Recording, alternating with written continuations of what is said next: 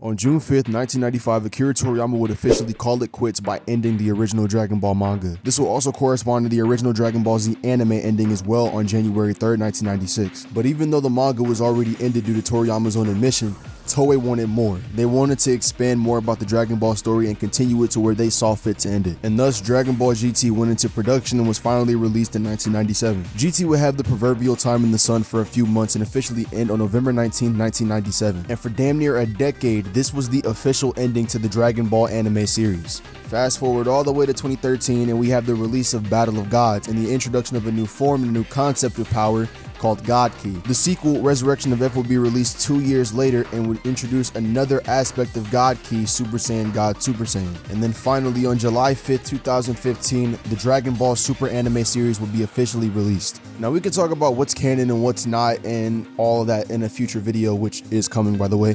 However, that holds no bearing on the official titling for this video and what we're going to be talking about in it. Because in this video, we're going to be comparing both GT Goku and Super Goku and seeing who will come out on top in the fight. With that being said, let's get started. Now, in my opinion, I feel like people have their preconceived notions and biases about Dragon Ball Super before we even start the battle. Super fans assign the victory to Super Goku just off of sheer direction of the series alone, and that's not enough. Super Goku having divine energy is not a win con against GT Goku at all. And this is openly highlighted as we see in the same series we're talking about characters who don't have any God Ki contending with divine beings. So in this video, we're only relying on feats and statements that directly correspond to how these two characters would do in a fight. So to start, let's choose GT Goku. 15 years after Majin Buu's defeat, we see that Goku is completing his training with his new pupil and reincarnate of Kid Buu. Emperor Pilaf makes a wish with the Black Star Dragon Ball, turning Goku back into a kid, and in order to get his regular size back, he has to scour the universe and be able to get all Black Star Dragon Balls back and return himself to normal. In this time, he encounters many enemies like Baby, Super 17, and things of that nature, which leads me into the first feat I want to mention, and it is Goku's ability to destroy all of Sugaroku space with just one Kamehameha alone. What Sugaroku space is a subspace that transcends the concept of time and space. And also, funny enough, this dimension houses a real-life board game, and upon being cheated, the game will then force you to wander the dimension for eternity. And like I mentioned before, Goku as a kid was able to blow up this dimension completely with just one Kamehameha in base. So where does this feat scale? Well, let's talk about it. Based on the concept of time and space being transcended by this dimension, I think it's pretty obvious and inherent that our reversal level is warranted. Now, obviously, fans are just, still scrambling and spiraling, trying to pull together some feats for Super Goku. So what they attempt to do is they attempt to debunk what they see in front of them. And their debunk is, well, mediocre at best. The debunk is that the dimension was already being destroyed and fractured, and all Goku did was pretty much the equivalent of cracking an already cracked pane of glass. But then here comes the issue with the argument, because what's being destroyed is not the dimension itself, it is the game. The dimension has to stay intact or Goku can't stay inside the dimension for eternity and wander. So it just doesn't really make any kind of sense for this to be the argument. More importantly, the Shinigami who run this realm also never claim that the dimension is cracking. They mention that they're going to destroy the game to have Goku wander for the rest of eternity. Not to mention the fact that GT Goku is also movie Goku from Dragon Ball Z movies 1 through 13. So all the feats that movie Goku has gets carried over to the GT character. Feats like movie Goku being able to shake up the entire afterlife by just powering up into Super Saiyan 3, and also achieves the same feat in GT by just powering up in base as a kid. Based on this, GT Goku should scale anywhere from complex multiversal all the way to outerversal with this, and seeing as how I've mentioned multiple instances of Goku being able to move and stop time, zero time, even a level where time is completely transcended conceptually, we should scale GT Goku anywhere from inaccessible to irrelevant speed. So what about Super? Well, Super's a little more complicated, so let's talk about that. The first feat I want to mention is obviously Goku and Beerus threatening the macrocosm with just their punches alone. This feat is insanely impressive, but once again, I've already made it clear how strong this would actually end up being on my YouTube Shorts page. Go check that out. Long story short, this feat would then grant Goku complex multiversal AP just off rip. Again, I'll contest this idiotic response of, well, it's a shared feat, so technically Goku would be like half complex multiversal, right? No, because it's pretty much made apparent in both the anime series and the original Dragon Ball Z Battle of Gods movie that Goku is acclimating and rising in terms of power and ki control, and what he is doing and the shockwaves that are resulting from what he is doing is because of his ki control. So when you see the shockwaves get smaller and smaller and smaller, that is due to Goku controlling and harnessing his energy, making sure that he doesn't cause any external damage. Another debunk to this being a shared feat, which also doesn't really make any sense, is the fact that Goku and Beerus are both able to rise in power from this instance and showcase even more relativity to each other. A powered up Beerus was able to completely neutralize the energy that was amassed and able to destroy the entire macrocosm, and Goku rises and acclimates to that power level and fights relative with his Beerus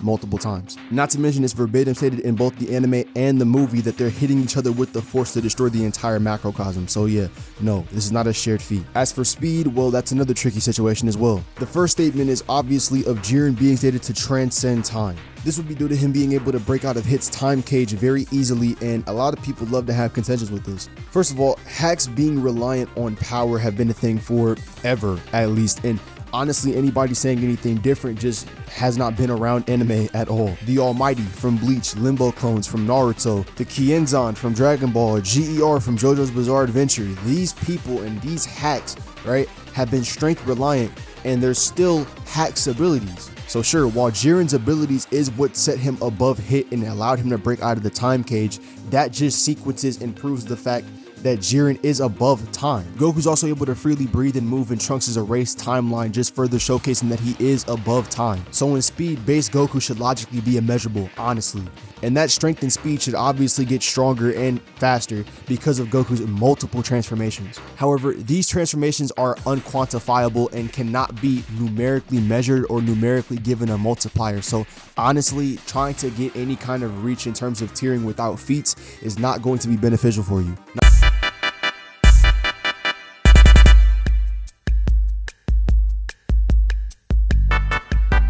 Obviously, the narrative is making these amps pretty apparent to be massive, but that does not quantify or give any reason or probability for why there will be a tier jump. So now that we're done talking about both AP and speed, let's talk about who I think would genuinely win this battle. And in my opinion, there's really no comparison between the two. It's GT Goku. Even if you want to just baselessly avoid and knock out the outer reversal scaling, GT Goku still has higher strength and speed. A lot of people love to mention that Goku shaking the world of void is the exact same as Goku destroying the entire Sugadoku space in GT, and that's just not the case. Not only does Sugadoku space scale higher because of it transcending the concept of time and space, but Goku only shook that dimension of the world of void in Super. In GT, he destroyed all of Sugadoku space with a Kamehameha in base as a kid. Omega Shenron casually threatened the macrocosm by just existing and using his aura. Like, drawing a comparison between this feat and what Goku and Beerus achieve in Battle of Gods is just not going to get you anywhere. Because sure, while Goku and Beerus was going to destroy the entire macrocosm, Omega Shenron was going to do the same thing by just existing. You can continually argue all day and night about how Super Goku was able to move in a timeless void and things of that nature. However,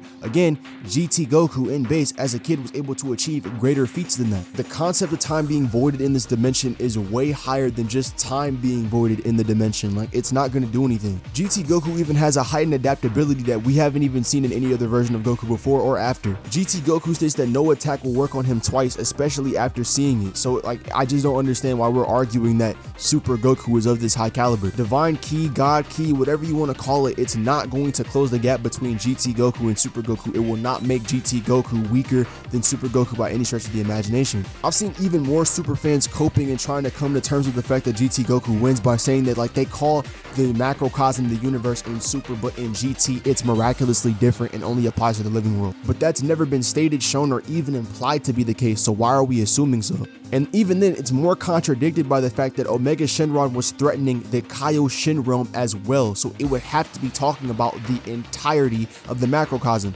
because again, the Kaioshin realm does not exist inside of the living world. A lot of cope going around the table, and honestly, it just doesn't really make any sense. But if you want to look at it from like a logistics standpoint, Goku is basically the master in Dragon Ball GT. It's been 15 years since Majin Buu's defeat, and in Super, it's been 8 months. So like, how do you even want to translate this? Like, I don't really know. But yeah, all in all, in my opinion, GT Goku is the stronger of the two and will win this fight. I know people like to point to, you know, CC Goku and Zeno Goku in their fight and why that would hold any bearing here. But again, CC Goku is not Super Goku exactly. It's a variant of Super Goku going through other events and amps that don't correlate back to the original anime or manga. And GT Goku is not Xeno Goku. It's just, you know, kind of unfounded. With that being said, though, it's been your boy Historic. I'm out, and peace. You're the only reason I'm alive, and why I know why.